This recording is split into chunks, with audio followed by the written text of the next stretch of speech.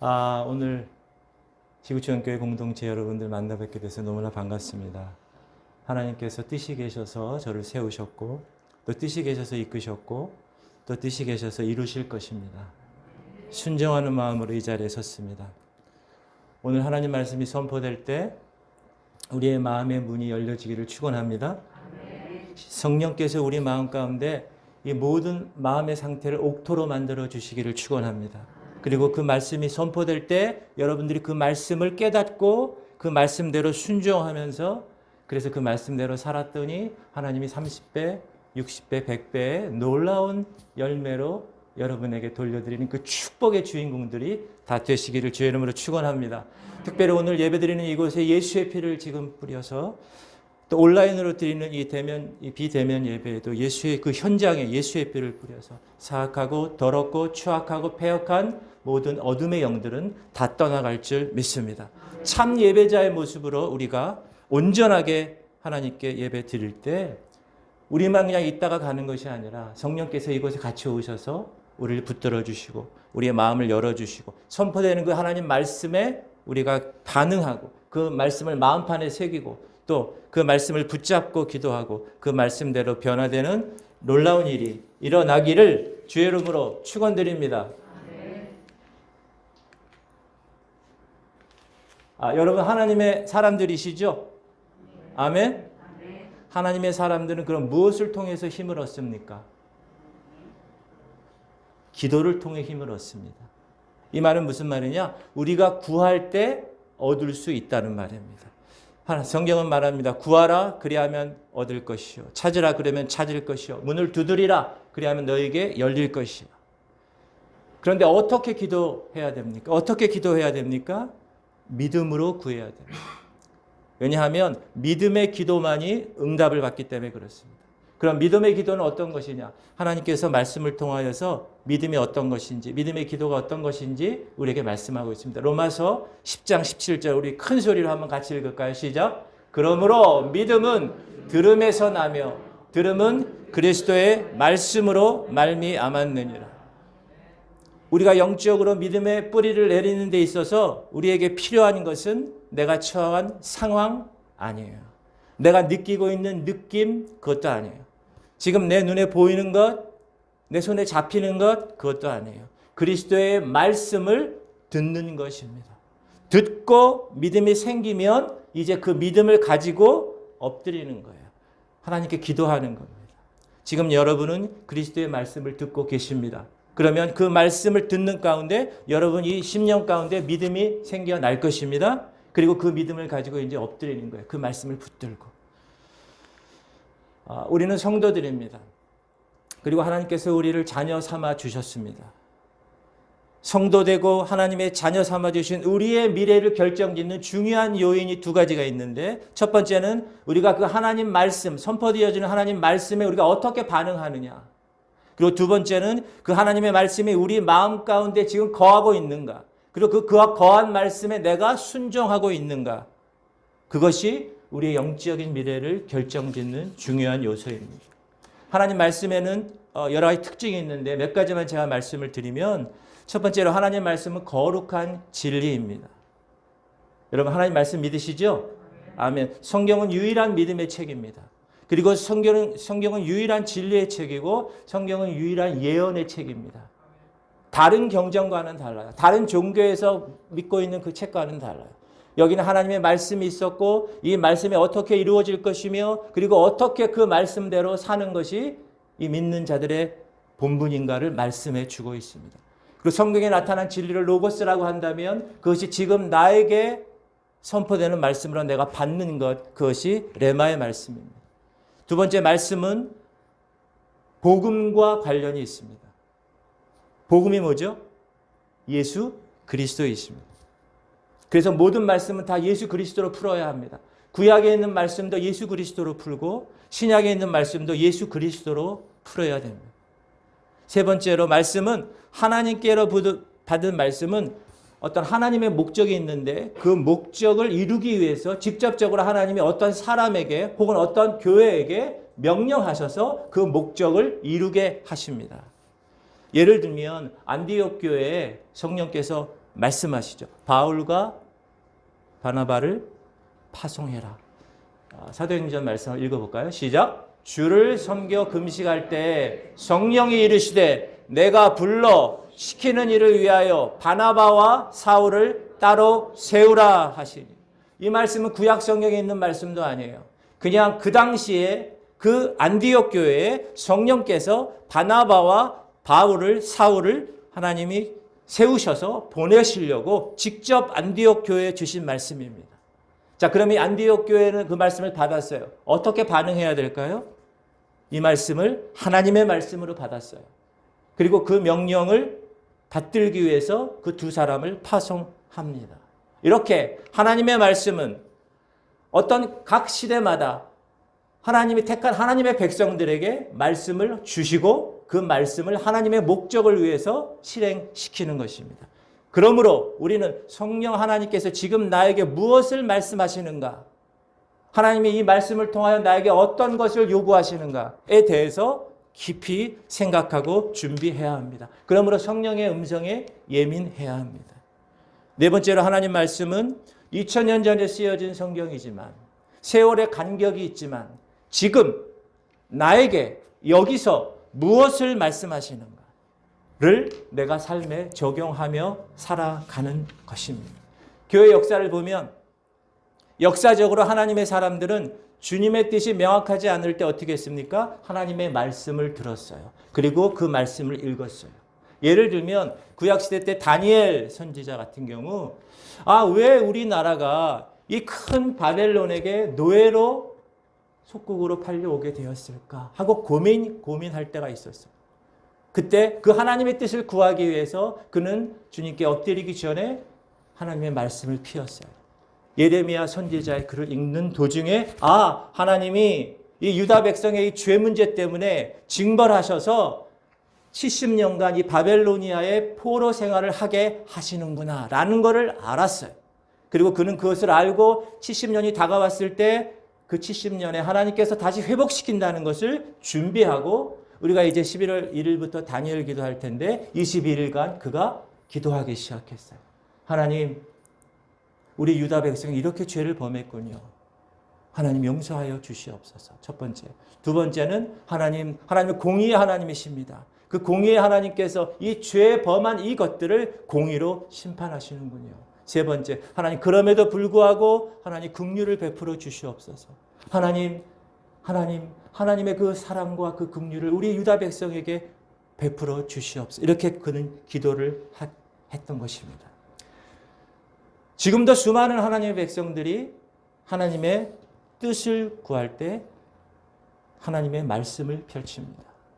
그리고 그 말씀을 읽을 때 성령 하나님께서는 그 문제와 그 사람의 직접 관련된 문제에 대해서 이 기록된 말씀에 하나님의 거룩한 말씀을 이야기해 주십니다.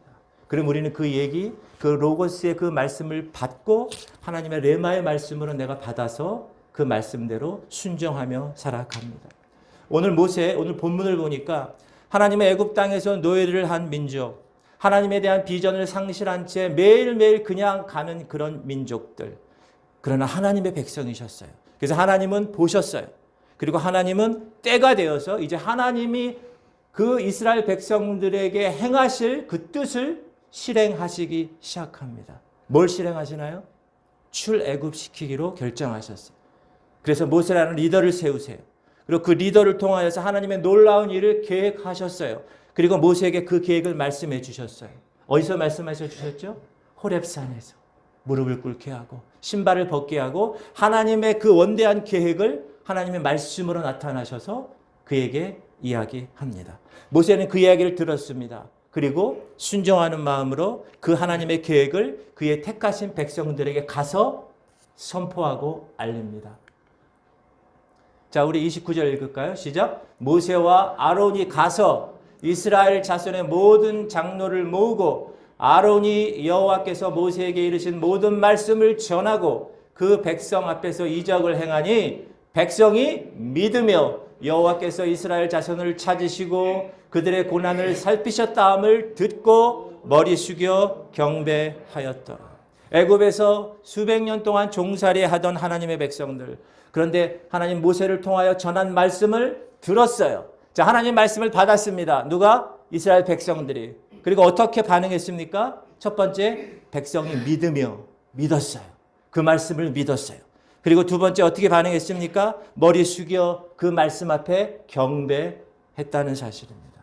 두렵고 떨리는 마음으로 하나님의 그 말씀을 받아들였습니다. 아, 하나님이 이스라엘 자손을 찾으시는구나. 아, 하나님이 우리 고난을 지금 살피고 계시는구나. 그리고 때가 되어서 모세라는 지도자를 통해서 하나님이 그 계획을 이루시는구나. 그것이 이스라엘 백성들에게 다가갔어요. 하나님의 말씀으로. 그럴 때 이스라엘 백성들은 얼마나 기쁜 감동과 감격으로 가득 찼을까요? 그것을 말하는 백성, 그 백성들 앞에 말하는 모세도 얼마나 기뻤을까요? 그런데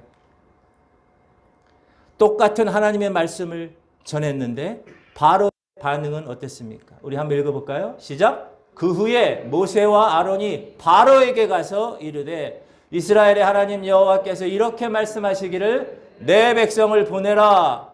바로가 이르되 여호와가 누구이기에 내가 그의 목소리를 듣고 이스라엘을 보내겠느냐? 나는 여호와를 알지 못하니 이스라엘을 보내지 아니하리라. 바로가 얘기합니다. 야, 여호와가 누구야? 나 여호와 알지 못해. 고로 이스라엘 백성 보낼 수 없어.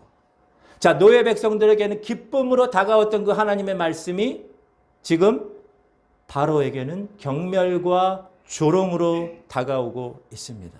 그러므로 여러분, 혹시 여러분이 하나님의 말씀을 전할 때 믿지 않는 남편이나 또는 주변에 있는 사람들에게 하나님의 말씀을 전할 때 사람들이 여러분을 조롱할 수가 있습니다. 바로처럼 저렇게 반응할 수가 있어요. 그러나 당황할 필요가 없습니다. 이 세상에 바로가 아무리 많다 해도 결국 하나님께서 일하기 시작하면 하나님은 그 나머지 모든 백성들을 다 믿는 하나님의 백성으로 삼아 주실 것입니다. 여러분 믿으시죠? 그게 말씀에 대한 반응이에요. 여러분 사도행전도 보면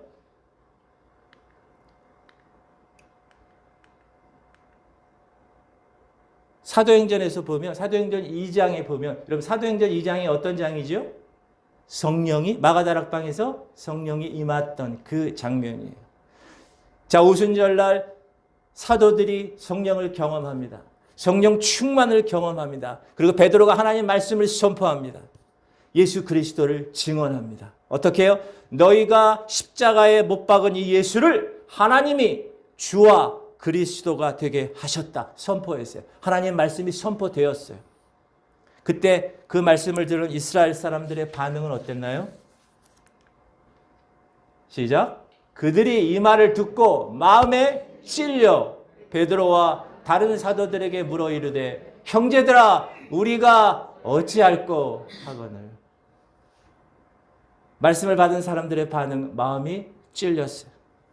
어떻게 해야 될까? 우리가 어찌할꼬? 이렇게 반응했어요. 그럴 때 베드로가 이야기합니다. 회개하라. 그리고 예수의 이름으로 세례를 받아 죄사함을 얻어야 성령을 선물로 받아. 그렇게 말씀했더니 그들이 회개했어요. 그리고 죄사함을 받았어요. 그리고 성령을 선물로 받았습니다. 하루에 3,000명이 주님 앞으로 들어오는 놀라운 기적이 일어납니다. 여러분 3,000명 하루에 대형 교회가 세워진 거예요. 그런데 여러분 똑같은 사도행전 지금 2장에 있는 사도행전 7장에 보면 누가 나오냐 하면 성령 충만한 스데반이 나와요. 스데반은 집사님이에요. 지혜와 성령으로 가득 찬 집사님. 그가 유대인 공회에서 대제사장과 사람들 앞에서 설교합니다. 그런데 그 말씀을 받은 대제사장들과 유대인들의 반응은 어땠을까요? 자, 7장 54절 시작. 그들이 이 말을 듣고 마음에 찔려 그를 향하여 이를 갈거니. 이들도 하나님의 말씀을 똑같이 받았어요. 똑같이 마음에 찔렸어요. 그러나 그 선포된 말씀이 자신들의 죄를 드러나게 하는 거예요. 그 선포된 하나님의 말씀에 자신들의 위선이 드러나는 거예요. 그래서 어떻게 합니까? 찔렸지만 이를 갈았어요. 그 말씀에 대한 반응의 결과가 스데반을 돌로 쳐 죽이는 살인의 죄를 범하게 됩니다. 똑같은 하나님의 말씀이 선포되었어요. 똑같이 그 말씀 가운데에서 마음에 찔렸어요.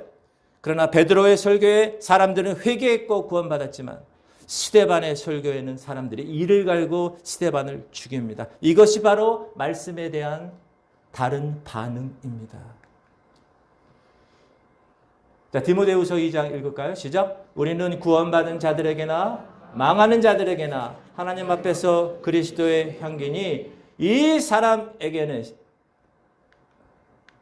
시작. 이 사람에게는 사망으로부터 사망에 이르는 냄새요. 저 사람에게는 생명으로부터 생명에 이르는 냄새라. 누가 이 일을 감당하리요? 모세를 통해서 하나님 말씀이 선포되었을 때 이스라엘 백성들에게 있어서는 생명의 말씀이었어요. 그러나 바로에게는 사망에 이르는 말이었어요. 베드로와 스데반을 통해서 하나님의 말씀이 선포되었을 때 구원받을 백성들에게는 생명에 이르는 말씀이었어요. 그러나 대제사장들과 유대인 지도자들에게는 사망에 이르는 말씀이었어요. 여기서 우리가 알 수 있는 진리가 있습니다. 그것은 하나님의 사역은 그 어떤 사역이든지 물론 풍성한 열매를 거둡니다. 왜? 하나님이 관여하시니까.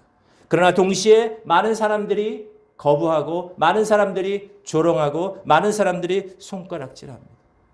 자, 오늘 본문에 돌아와서 자기의 사명이 성공할 거라고 생각했던 모세. 그러나 바로의 거절 앞에서 당황했을 거예요. 볼까요? 시작. 애굽 왕이 그들에게 이르되 모세와 아론아 너희가 어찌하여 백성의 노역을 쉬게 하려느냐. 가서 너희의 노력이나 하라. 무슨 말이냐? 야, 너희들 이놈들 잘해. 네 일들이나 잘해. 너의 노예 일이나 잘해. 모세는 당황했을 거예요. 하나님 말씀을 선포했는데 바로가 대적하기 때문에 그래요. 여러분, 전도자 무디, 이 무디가 시카고에서 전도 운동을 시작합니다. 그 빈민가에서 시작해요. 무디의 직업이 뭔지 아시죠? 구두직공이었어요. 평범한 사람이었어요. 가난한 사람이었어요. 그는 배우지도 못했어요. 그래서 쉬운 말로 복음을 선포합니다. 그러나 그럼에도 불구하고 앉을 자리가 모자랄 정도로 그의 설교는 강력한 힘을 갖고 있었고 사람들은 그의 말씀을 받기 시작합니다. 남북 전쟁터에서도 그는 많은 군인들을 위해서 하나님의 말씀을 선포합니다. 많은 군인들이 그 전쟁 가운데서도 위로를 받고 하나님의 놀라운 일들을 감당합니다. 그러나 반면에 그를 조롱하는 사람이 있어요. 같은 말이 선포되었지만 조롱하고 경멸하는 사람이 있어요. 저 미치광이 무디라고 조롱하는 사람이 있어요. 그 당시에는 가난하고 더러운 거리의 불황아들을 사랑하는 것, 그것은 하나님의 구원을 위한 일이 아니야 라고 생각했을 때였어요. 그리고 그는 신학적 배경이 없었어요. 그래서 그 신학적 배경이 없는 무디를 비웃었습니다. 그럼에도 불구하고 주님께서 그에게 주신 그 명령을 그는 붙들었어요. 그리고 미국의 놀라운 영혼들을 추수할 수가 있었습니다. 그는 위대한 부흥가였지만 동시에 모세와 같이 오해와 조롱의 대상이 되었습니다. 자, 이제 오늘 본문에서 출애굽의 사명을 갖고 하나님 말씀을 받고 바로왕 앞에 서서 하나님의 백성을 가게 하라 하고 외쳤던 모세. 그러나 바로왕은 그를 조롱과 경멸로 대했습니다. 오히려 반대로 안 돼! 라는 말에 만족하지 않았어요. 이제 지푸라기도 주지 말고 동일한 벽돌 생산량을 생산해야 된다라고 이야기합니다. 하나님의 말씀 때문에 그런 거예요. 하나님 말씀에 순종했는데 결과는 어떻게 됐어요? 반대가 되어버렸어요. 이것이 바로 하나님의 말씀을 붙들고 기도하는 사람들에게 나타나는 시험입니다. 우리가 기도했어요. 하나님 말씀에 순종하려고 한 발짝 한 발짝 앞으로 내디뎠어요. 그런데 일이 잘 풀리지가 않아요. 상황이 오히려 더 나빠지는 경우가 발생할 수 있어요. 여러분도 경험하셨을 거예요. 어느 집에 어떤 아들이 있어요. 너무 말을 안 들어요. 고집불통의 아들. 이 아들 때문에 이 아버지 엄마가 금식하며 기도합니다. 하나님, 이 아들을 좀 불쌍히 여겨주세요. 그렇게 하나님께 정말 엎드리고 있는데 그 아들은 어떻게 해요? 점점 더 나빠집니다. 자기 멋대로 살아갑니다. 그런 가정을 봤어요. 어떤 사업하는 사람이 있어요. 정말 마음 잘 잡고 바쁜 가운데서도 주일 성수하고 11조하고 최선을 다해서 믿음 생활합니다. 그런데 사업이 기울어져 갑니다. 손을 쓸 수 없을 정도가 됩니다. 그런 사업하는 분들도 계셨어요. 어떤 가정에서 아이를 입양했어요. 정말 기도하면서 준비했어요. 어려움에 처한 아이를 보고 마음에 감동이 됐어요. 정말 어렵게 그래서 결정을 해서 입양했어요. 근데 그 아이가 큰 병에 걸려요. 그 아이가 입양에 대한 것에 대해서 마음의 상처를 많이 받고 있어요. 그 아이를 입양하기 전에는 정말 좋았던 가정이었는데 그 입양한 것 때문에 가정 전체가 고통에 빠지게 되는 경우가 있어요. 여러분, 우리가 하나님 약속 위에서 굳게 서는 것은, 하나님 말씀에 순종하는 것은 우리가 생각하는 것보다 훨씬 더 어려운 일이 될 수가 있습니다. 어떤 때는 포기할 때가 있을 수도 있어요. 오늘 본문에 보면 같은 종족인 이 히브리 감독관, 이 감독관이 바로의 그 처사에 대해서 호소합니다. 아니 왕이시여, 지푸라기도 주지 않으면서 어떻게 벽돌을 동일하게 구워냅니까? 그러면서 그렇게 원망했을 때 그들은 바로 궁에서 쫓겨나는 신세가 되었어요. 근데 같은 민족이었던 그들이 모세를 어떻게 대합니까? 같이 읽을까요? 시작. 그들에게 이르되 너희가 우리를 바로의 눈과 그의 신하의 눈에 미운 것이 되게 하고 그들의 손에 칼을 쥐어 우리를 죽이게 하는도다. 여호와는 너희를 살피시고 판단하시기를 원하노라. 하나님 말씀을 처음 들었을 때 그들은 어떻게 했죠? 엎드려서 하나님 말씀에 경배했던 사람들이었어요. 그러나 시간이 지나고 환경이 지나니까, 환경이 변하니까 이제 오히려 무거운 노역을 하게 된 것이 모세 너 때문이야 라고 모세를 비난하기 시작합니다. 여러분, 하나님 말씀을 붙들고 사는 사람들에게 있어서는 항상 누구에게나 이런 시험이 임하게 됩니다. 여러분이 정말 마음 잡고 새롭게 제대로 신앙생활 해보려고 말씀 붙들고 씨름하고 무릎 꿇고 엎드릴 때 바로 그때 다가오는 것이 이런 시험입니다. 근데 여러분, 이런 시험이 다가왔을 때 어떻게 해야 될까요? 여러분, 어떻게 해야 될까요? 모세는 어떻게 했나 볼까요? 이 모든 것을 감당하기 어려웠던 이 모세는 엎드려서 기도했습니다. 우리 읽읍시다. 시작. 모세가 여호와께 돌아와서 아뢰되 주여 어찌하여 이 백성이 학대를 당하게 하셨나이까? 어찌하여 나를 보내셨나이까? 내가 바로에게 들어가서 주의 이름으로 말한 후부터 그가 이 백성을 더 학대하며 주께서도 주의 백성을 구원하지 아니하시나이다. 주의 이름을 말한 후부터, 내가 하나님의 말씀을 선포한 그 후부터 더 학대하고 더 괴롭게 합니다. 모세는 떨기나무 불 가운데서 받았던 말씀, 지금 이루어지지 않은 것을 알게 됐어요. 그는 하나님의 지시대로 했어요. 하나님의 부르심에 순종했어요. 그리고 그 부르심에 하나님께 전폭적으로 헌신하고 바로 앞으로 갔어요. 그러나 주의 말씀은 그를 고통스럽게 지금 시험하고 있습니다. 여러분, 요셉을 보십시오. 요셉은 하나님의 섭리 가운데 하나님의 뛰어난 지도자의 자리에 앉게 될 비전을 받은 사람이에요. 해와 달과 11별이 자기에게 절하는 그런 비전을 받았어요. 그리고 그는 그 하나님이 주신 비전을 붙들고 산 사람이었어요.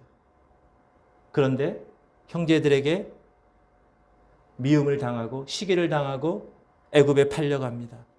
보디발 아내로 인해서 감옥까지 가게 됩니다. 여러분이 요셉이에요. 여러분 지금 감옥 안에 있어요. 요셉은 잘못한 게 없어요. 하나님 주신 비전 가지고 살았을 뿐이에요. 근데 감옥에 들어가 있어요.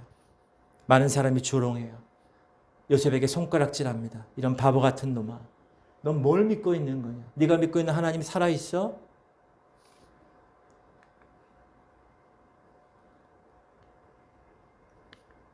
자, 읽읍시다. 시작. 그가 한 사람을 앞서 보내셨으며 요셉이 종으로 팔렸도다. 그의 발은 차고를 차고 그의 몸은 쇠사슬에 매었으니 곧 여호와의 말씀이 응할 때까지라. 그의 말씀이 그를 단련하였도다. 여호와의 말씀이 응할 때까지라. 하나님이 요셉을 단련한 것은 여호와의 말씀이 응할 때를 끝까지 붙드는지 안 붙드는지 보려고 한 거야. 네가 지금 처한 상황 가운데서 네가 있는 이 감옥 안에서도 너는 하나님을 계속 신뢰하니? 하나님을 계속 예배할 수 있겠어? 이것이 여러분 하나님의 말씀이 우리를 단련하는 방법입니다. 여러분 여기에 중요한 영적 원리가 있습니다. 하나님의 사람들은 하나님의 약속을 따라 행하기 시작할 때 분명히 시험이 시작되고 분명히 반대 세력을 경험하게 될 것입니다. 하나님이 우리 기도를 들으시지 않는 것 같아요. 절망에 빠져 있는 것 같아요. 그런데 여러분 여기에 중요한 포인트가 있습니다. 그 시험이 언제까지라고요? 따라합시다. 여호와의 말씀이 크게 여호와의 말씀이 응할 때까지. 여호와의 말씀이 응할 때까지. 왜 그렇게 하실까요? 그것은 우리가 우리 스스로를 의지하지 않게 하기 위해서 그렇게 하십니다. 하나님만을 의지하게 하기 위해서. 만약 그 어려운 시험 과정이 없었으면 사람들은 어떻게 했을까요? 야, 그거 내가 다 애써서 한 거야. 야, 그거 다 내 능력으로 한 거야. 내가 밤새도록 해서 한 거야. 다 내가 한 거라고. 그러나 하나님은 그걸 원치 않으십니다. 하나님은 그 사람의 입술에서 이 모든 것들은 다 하나님이 하셨습니다 라고 고백할 때까지 우리 스스로를 의지하지 않고 오직 하나님만을 의지하기 위해서 하나님은 그렇게 우리를 다루시고 용광로에 집어넣으시는 것입니다. 그렇다면 하나님의 최종 목적이 뭘까요? 하나님의 종국적인 목적이 뭘까요? 우리를 조롱거리로 만드시는 걸까요? 아니에요. 우리가 실패하는 걸 보시는 건가요? 아니에요. 우리를 넘치도록 축복하려는 것입니다. 아멘? 자, 하나님 말씀. 네, 시작. 하나님이여 주께서 우리를 시험하시되 우리를 단련하시기를 은을 단련한 같이 하셨으며 우리를 끌어 그물에 걸리게 하시며 어려운 짐을 우리의 허리에 메어 두셨으며 사람들이 같이 시작. 사람들이 우리의 머리를 타고 가게 하셨나이다. 우리가 불과 물을 통과하였더니 주께서 우리를 끌어내사 풍부한 곳에 들이셨나이다. 여러분 왜 하나님이 하나님의 백성들을 하여금 단련시킨다고요? 왜 그물에 걸리게 한다고요? 왜 어려운 짐을 허리에 메어 두신다고요? 왜 사람들이 우리의 머리를 타고 가게 하신다고요? 왜 자존심 상하게 하신다고요?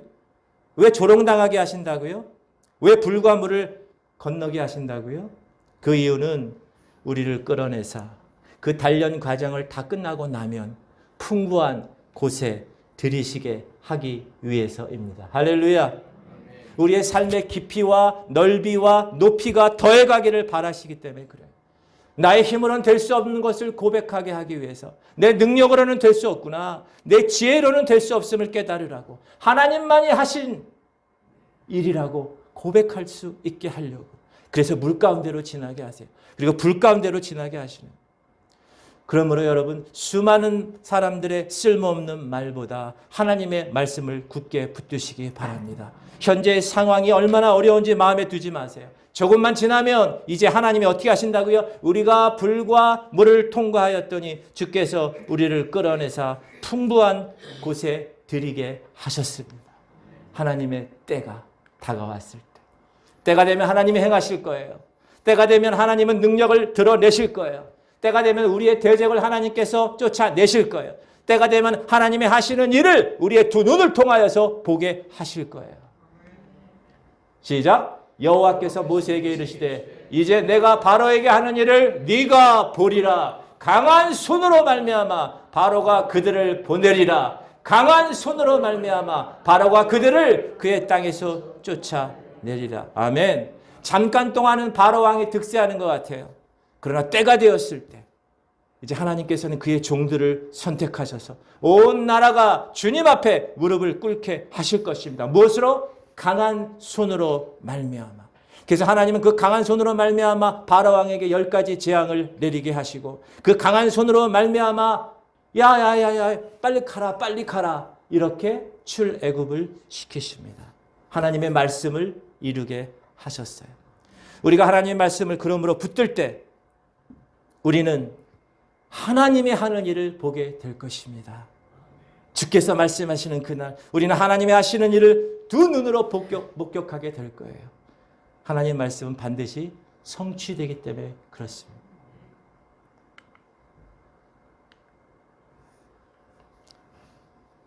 작년과 올해 하나님은 저와 제 아내를 엎드리게 하셨습니다. 100일 새벽 작정 기도, 새벽에 하나님의 비전을 받고 그 붙들고 하나님께 엎드립니다. 기도합니다. 40일 올인 작정 기도, 아침 먹고 기도하고 점심 먹고 기도하고 저녁 먹고 기도합니다. 하루 온종일 기도하게 하셨습니다. 21일 다니엘 기도, 하나님의 뜻을 구하기까지 끝까지 포기하지 않고 엎드리게 하셨습니다. 기도하게 하셨습니다. 그리고 기도와 더불어 하나님 말씀을 읽게 하셨어요. 엄청난 하나님의 책들을 읽게 하셨어요. 그리고 그 받은 말씀을 하루 종일 붙들게 하셨어요. 아침에도 저녁에도 어디 있든지 무엇을 하든지 그 말씀을 묵상하게 하셨어요. 기적의 말씀, 능력의 말씀, 선포의 말씀, 영광의 말씀, 그 하나님의 말씀이 살아 움직이게 하셨어요. 그 말씀이 능력임을 선포하게 하셨어요. 그 하나님의 말씀이 기적이라는 것을 깨닫게 해주셨어요. 하나님은 저희 부부를 은을 단련한 것처럼 용광로에 집어넣으셨어요. 언제까지요? 여호와의 말씀이 응할 때까지. 왜 그렇게 하셨다고요? 하나님만을 의지하는 믿음을 갖게 하려고. 네가 한 게 아니야. 네 교만은 없어져야 돼. 하나님 말씀하시는 거예요. 그런 훈련 과정을 다루신 후에 드디어 하나님의 말씀에 응하기 시작합니다. 그리고 저를 오늘 지구촌 교회에 서게 하셨습니다. 할렐루야.